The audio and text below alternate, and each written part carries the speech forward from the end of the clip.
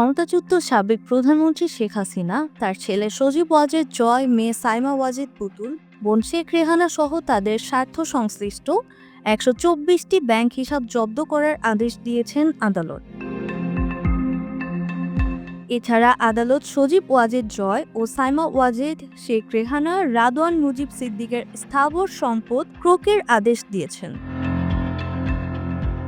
দুদকের তথ্য অনুযায়ী আদালত ক্রোকের আদেশ শেখ রেহানার মেয়ে টিউলিপ সিদ্দিকের গুলশানের একটি ফ্ল্যাট, ধানমন্ডিতে সজীব ওয়াজেদ জয় ও সাইমা ওয়াজেদ স্থাবর সম্পদ ক্রোকের আদেশ দিয়েছেন। শেখ রেহানা ও রাদওয়ান মুজিব সিদ্দিকের গাজীপুরের সম্পদ জব্দেও আদেশ দেওয়া হয়েছে। সেই সঙ্গে শেখ হাসিনা, সজীব ওয়াজেদ জয়, সাইমা ওয়াজেদ পুতুল, শেখ রেহানার মেয়ে টিউলিপ, রেজওয়ানা সিদ্দিক, আরেক মেয়ে আজমিনা সিদ্দিক ও ছেলে রাদওয়ান মুজিব সিদ্দিকের বিদেশ যাত্রায় নিষেধাজ্ঞা দিয়েছেন আদালত। দুর্নীতি দমন কমিশনের পৃথক পৃথক আবেদনের শুনানি শেষে আদালত এ আদেশ দেন। দুদক জানায়, শেখ হাসিনার ১৭টি ব্যাংক হিসাব জব্দ করার আদেশ দিয়েছেন আদালত। আওয়ামী লীগের ৬টি ব্যাংক হিসাব অবরুদ্ধ করার আদেশ দিয়েছেন আদালত।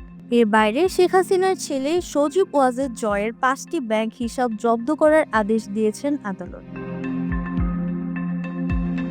এছাড়া Sheikh Rehana, Saima Wazed, Bangabandhu Sheikh Mujibur Rahman memorial trust, central for research and information, Suchona foundation, Bangabandhu Smriti Jadughar, Abu Siddique memorial trust, Shahin Siddique, Bushra সিদ্দিকের একাধিক ব্যাংক হিসাব জব্দ করার আদেশ দিয়েছেন আদালত।